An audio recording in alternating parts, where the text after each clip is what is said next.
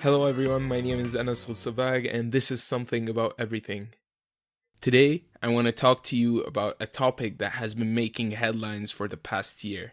The topic is data. Data leakage, the selling of data, and overall the whole business transaction between users and service providers.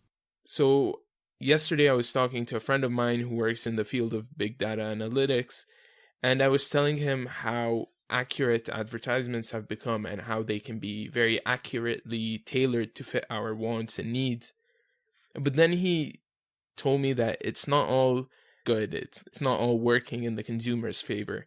And he mentioned this New York Times article titled, "Your app knows where you were last night and they are not keeping it secret." And the article is basically talking about how many of the apps we use are collecting this data about our locations and movements in general. And in theory, that shouldn't be that much of a problem, but this article discusses why this can actually become a problem. The article showed how even though the data is anonymized, with some scrutiny and a little bit of information at hand, whoever gets their hand on this data can essentially know exactly where you go throughout your day. And the reason for that is that over the past years, technology has become more and more sophisticated in its ability to pinpoint your exact location. Like, for example, let's say I wake up every day and I have my phone with me, obviously, and my location services is on. And I walk out of my house, I go to the train, catch a train, and then stop by Starbucks, grab a coffee, and then head to work. I then go to McDonald's for lunch and back to work again, and at the end of the day, I just head back home. If someone were to look at this line of linked points or a set of data points indicating my location amongst a big set of data, they wouldn't be able to correlate it to me exactly. But if they were to have some information on me, like where I live or where I work, which again, very easily accessible through quick search on Facebook, LinkedIn, Twitter, whatever, they would be able to filter out the huge data set to find the unique set of points that indicate my whereabouts. So to simplify this, if they were to filter out all data sets except the ones that start at my address and end at my workplace, they would have my whole schedule for the day.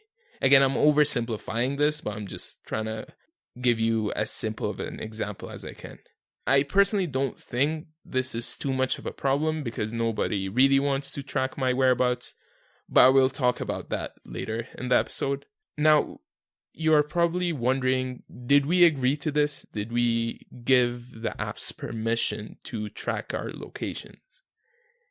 And in most cases, the answer is probably yes. One case is that you probably accepted the app's terms and conditions without reading them, which, let's be honest, most of us do. The second case is that you read the terms and conditions, but it was phrased in a manner where they claim that in return you will get a more personalized experience from the app, but apps like the Score and weather apps claim that they need your location data to provide a better service and better recommendations. But in reality, lots of this data is being sold to hedge funds, financial institutions, market research companies, and even retail companies.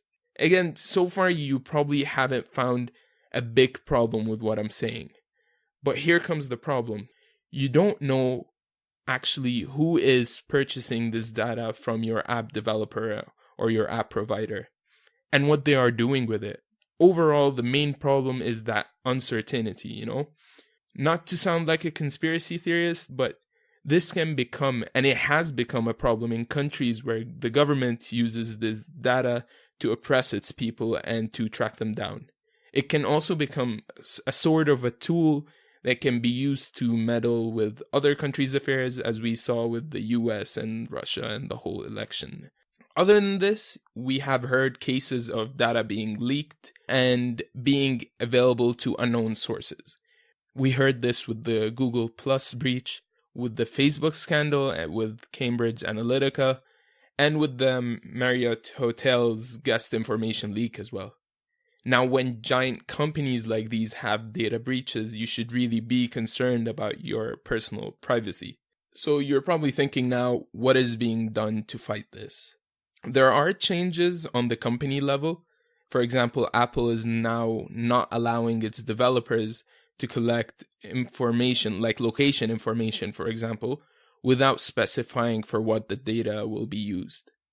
Android developers can no longer continuously track your location when the app is not in use. I think they can only track multiple times within an hour while the app is not being used, which is not ideal, but is an improvement. And the most important force fighting this exploitation of data is GDPR. GDPR is the Global Data Protection Regulation. GDPR actually fined Google 55 million euros, which is equivalent to about 61 million US dollars on Jan 21st, 2019, so just a couple of days ago. And the reason for that was because Google failed to fully disclose to their users how their personal information is collected and what happens to it. Google also did not properly obtain users' consent for the purpose of showing them personalized ads. So GDPR is basically a regulation passed as part of EU law, and it is also being adopted or applied in other countries. I think India was moving towards that. Not sure about that though. But it also applies to many North American companies, because if these companies have EU residents' data on their databases, they are subject to this law. And the regulation basically has 99 articles. I can't cover all of them, but I'll mention 3 very important ones, or ones that I find to be the most important. But you should definitely go and read more about the other articles.